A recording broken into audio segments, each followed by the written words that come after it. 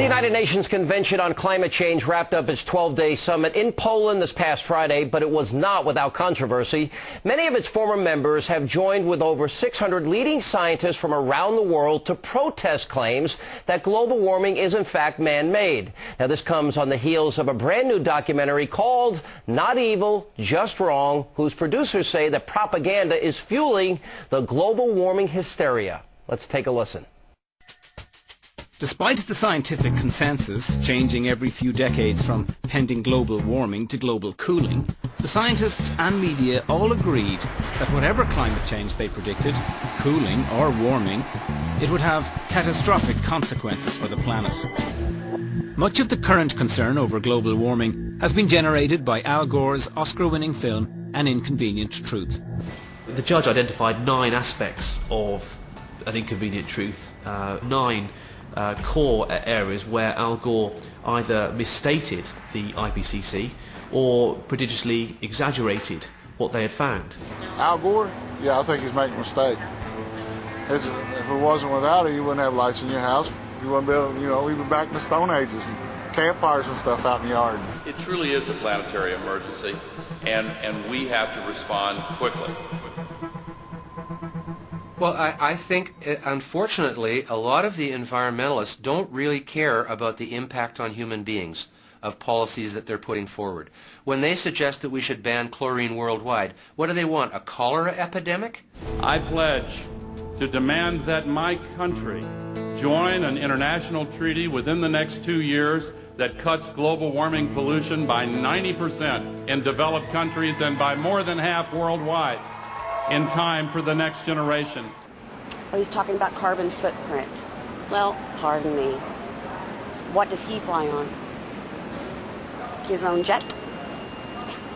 He doesn't fly commercial on Southwest like I just did. He flies his own jet. Don't preach to me. And joining us now, Phelim McAleer and McElhenney. Guys, good to see you. Good. I'm glad you're here. All right, look, I am tired of the global warming alarmism, the hysteria, the talk about changing our economy, our way of life. You agree, this is alarmism, correct? Yeah. I mean, our documentary looks at whether this is real science, and if it is real science, is the cure worse than the disease? Is it real science? No, it's a seriously flawed theory. And if you examine the theory, at the back of it very often is anti-capitalism, anti-Americanism, anti-modernity. It's the environmental movement which has made these mistakes before. Now, I've taken the time on this program to actually list all the meteorologists, all the scientists, all the people that have studied the climate and the history, and they all say the same thing, and that is that this is a lie, but people don't want to hear it. If you ask the average person today, they think global warming is a real fear.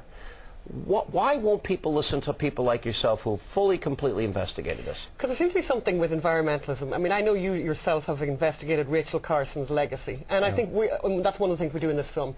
It's extraordinary. Al Gore still says, to this day, that the greatest human being that ever lived on this planet is Rachel Carson, a lady who is responsible, unfortunately, for the deaths of possibly up to as many as 50 million children in painful deaths. It's a Nobel Prize. And listen, this is when the Nobel Prize actually had value. Paul Muller got the Nobel Prize for discovering that this amazing thing, DDT, could save lives. Absolutely. So we now know that was wrong.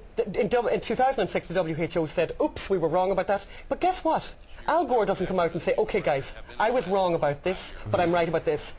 So this is the kind of science he defends. He defends Rachel Carson's science, so why are we listening to him now? And every day is year one. But you know what? People have to go out in the fields and they still have to plant. We need some form of energy, either coal or nuclear or gas and oil. But I think if a lot of liberals had their way, we'd be living in huts and we would be driving bicycles to work. Yeah, no, and as we said, the lights would go out. The lights would go out in America. I think it's no coincidence that environmentalism really took off after the fall of communism. In '89, when communism was shown to be a busted flush, suddenly environmentalism became the latest thing, and it's another way of advancing that anti-capitalist, anti-modernity, anti-industrial agenda, anti-American. And of controlling people. You know, get out of my light bulb, please. One of the things that we say is, that they used to say about conservatives will always want to interfere in your bedroom. Well, no, hang on, the Liberals are in every other room in the house. Get out of my light bulb, please. Get out of my SUV. Get out of my life. This country is great, and it was made great on the back of big energy. But if we don't have that big energy, what is going to happen? The lights are going to go out. Factories are going to close. I agree with you. I think if we don't start building nuclear facilities, refineries, if we don't start drilling for oil, if we don't do all the above. And by the way, I'm for conservation. I drive a hybrid, a big one, an Escalade hybrid. But I bought it. I'm all for new technology. But if we don't do these other things, we won't have any power. Guys, good to see you. Thank you for being with us. Appreciate it. Thank you, Sean.